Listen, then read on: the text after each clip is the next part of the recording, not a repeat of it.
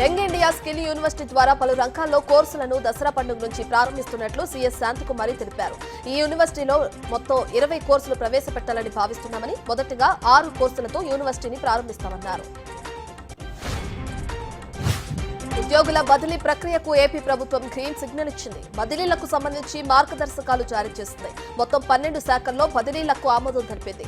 August 19 నుంచి 31వ తేదీ వరకు బదిలీలపై ఉన్న నిషేధాన్ని తాత్కాలికంగా తొలగించింది.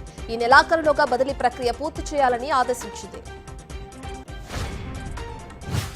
విదేశీ పర్యటనలో భాగంగా మూసీ సుందరీకరణపై వరల్డ్ బ్యాంక్ అధ్యక్షుడితో చర్చించామని మంత్రి శ్రీధర్ బాబు తెలిపారు. Future city, skill university, Hyderabad 4.0 పై తమ విజన్లను బిజినెస్ మెన్లతో పంచుకున్నామన్నారు. అమెజాన్ అతిపెద్ద మెయిన్ బ్రాంచ్ హైదరాబాద్ లో ఏర్పాటు కానుందన్నారు. మహిళా కమిషన్ నోటీసులు ఇవ్వడంపై కేటీఆర్ స్పందించారు. తాను చట్టాన్ని గౌరవించే వ్యక్తినని, ఈ నెల 24న విచారణకు హాజరవుతానన్నారు. 8 నెలల్లో రాష్ట్రంలో మహిళలపై జరిగిన అన్ని సంఘటనలను కమిషన్ ముందు ఉంచుతామన్నారు. పోలవరం ప్రాజెక్టు పరిపాలనా కార్యాలయంలో దస్త్రాలు దగ్ధమవడం కలకలం సృష్టిస్తుంది. పోలవరం ఎడమ ప్రధాన కాల్వకు సంబంధించిన ఫైళ్లు కాలిపోయాయి. కార్యాలయంలోని అధికారులే కాల్చేశారని ఆరోపణలు వినిపిస్తున్నాయి. లబ్ధిదారుల పరిహారం, అక్రమాలు బయటకు వస్తాయని ఈ పని చేశారనే అనుమానాలు వ్యక్తమవుతున్నాయి.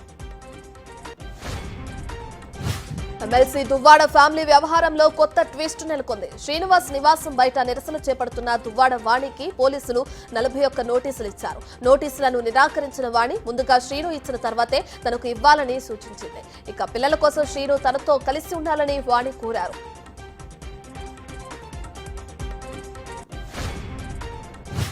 ఏపీ కేబినెట్ సమావేశం ఈ నెల 28వ తేదీకి వాయిదా పడింది. ఈ నెల 27న కేబినెట్ సమావేశం జరగాల్సిండగా సాంకేతిక కారణాల వల్ల వాయిదా వేశారు. అయితే ఈ నెల 28న ఉదయం 11 గంటలకు సచివాలయం మొదటి బ్లాక్ లో మంత్రివర్గం భేటీ కానుంది.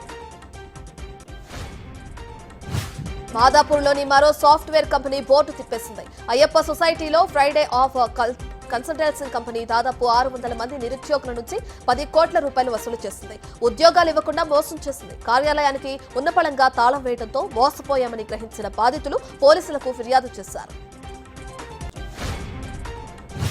3 స్కామ్లో కర్ణాటక సీఎం సిద్ధరామయ్యను విచారించేందుకు కర్ణాటక గవర్నర్ దావర్ చంద్ అనుమతించారు. దీనిపై స్పందించిన సిద్ధరామయ్య, గవర్నర్ నిర్ణయం రాజ్యాంగ వ్యతిరేకమని, చట్ట విరుద్ధమని ఖండించారు.